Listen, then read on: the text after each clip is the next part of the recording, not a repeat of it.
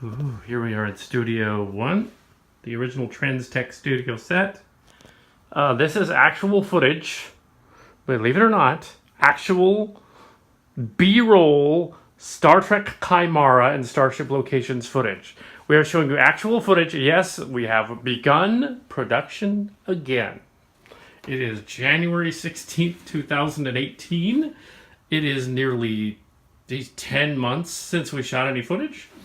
And we are back on the set. And we had to touch up some planet balls here that had, it got really hot during the summer and they cracked. Pieces of them cracked. And they look really good. I touched them up.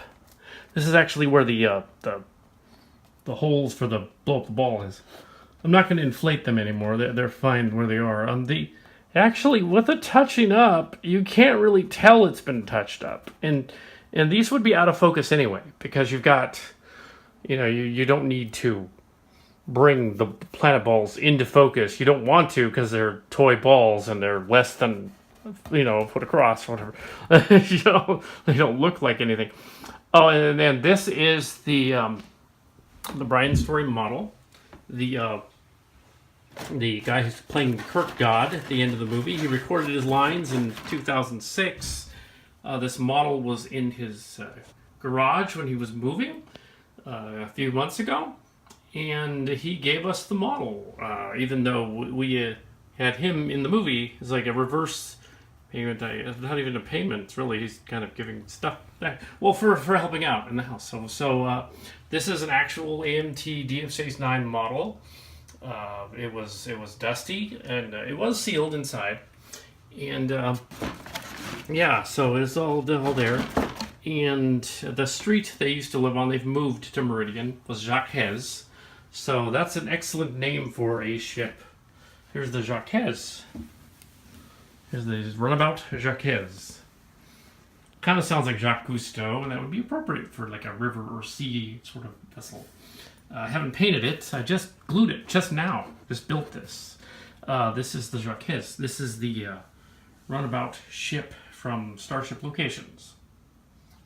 One of them. This is and I was gonna kit bash it and make it different, and it's only a little different. It has, that's probably not where that goes, and that's probably not where that goes. But that little louver and that little vent. Other than that, that's moved a little further back than on the model. The impulse deck and the torpedo launcher. Just moved a little back. It's still not dry yet. But there's the Jacques, the ship model. It's about 17-18 inches long. As a runabout, it would carry 6 people or something, and it was usually a executive shuttlecraft, basically. Shuttle thing. So then Deep Space Nine has turned 25, so I guess this movie's coming out the 30th anniversary of TNG and slash the 25th of Deep Space Nine. So that's totally appropriate because the Chimera launches from Station Deep Space Nine in the movie. It's a Star Trek parody, so Paramount and CBS, don't panic. It's a parody, so we use the names, but it's not going to make any money. The model was a donation for helping out to clean out the house and also to use in the movies. So it was assembled from this original 90s model, 1990s model, and there it is. There's the model. It's not painted yet. So it's cool. We get to see the model ship. If I move it around too much, it'll probably just fall apart. Yeah, they use this non-toxic glue, and that they don't make the other kind anymore. Hopefully, it doesn't just all sag and fall apart in the morning. It's just gone. But yeah, that's what's going on. This is a actual B-roll footage, behind-the-scenes footage assembly of. We didn't show the assembly. I thought that would be kind of dragging on. It's new phone, so now I'll do that. But here's the model, the Deep Space Nine shuttlecraft runabout. It was the Rio Grande, but we're naming it the Jacques. It onto the street. But the street the story lived on. And also for the last 22, 23 years or something like that. Yeah, so they were here a long time.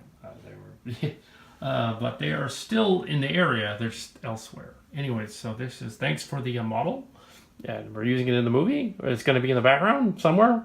And yeah, we haven't shot the space footage around the station, so we can certainly throw the model in there. In fact, they do take a shuttlecraft at one point from the Enterprise E, so maybe this will be the shuttlecraft from the Enterprise E that flies off and goes to its.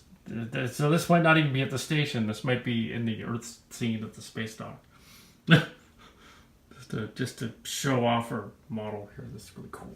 But yes, yeah. So this is B-roll footage from Starship Chimera, and in the Starship Locations, which is more of a role-playing LARP, live action role-play thingy, of which we have not yet officially designed it. There's unofficial stuff out there already, but not officially. And we're not officially on Star Trek Online yet, anything like that. But this is good. But this is just storybooks and story breakdown, stuff like that, for a potential series spin-off of the Chimera movie. Yeah, so that's an interesting idea. Of course, the names would have to be changed to do that, I think, and they would be the silly track versions of the names. But yes, the movie, the names will not be changed. We will not be doing that. What Renegade Studios did. We will not be changed. And now Atomic Studios, we will be keeping the Star Trek names in the parody movie because we already shot most of it. So yeah, we're going to keep them, and we're not changing the names around. We know who they are. In their action figures from Playmates, so this shouldn't be a problem. And also, we're not making any money at all. This is all out of pocket, all of it. Yeah, so cool. There's the planets. There's also a Cybertron there for the Transtech sets, and there's a couple of I don't have any like bald red planets or any. I should make some other planets, but I wouldn't know where to store them. But yes.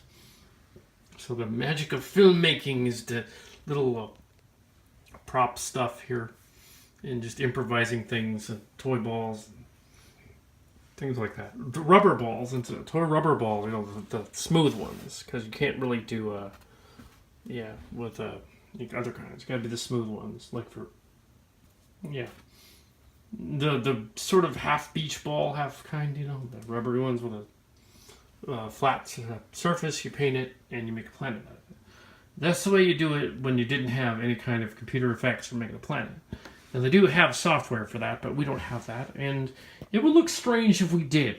If I was suddenly using effects from, like, Universe Sandbox or something, too, it would look strange. It'd be like suddenly you have, like, fairly decent 3D effects for your planets, and the ships are still 2D, kind of like models.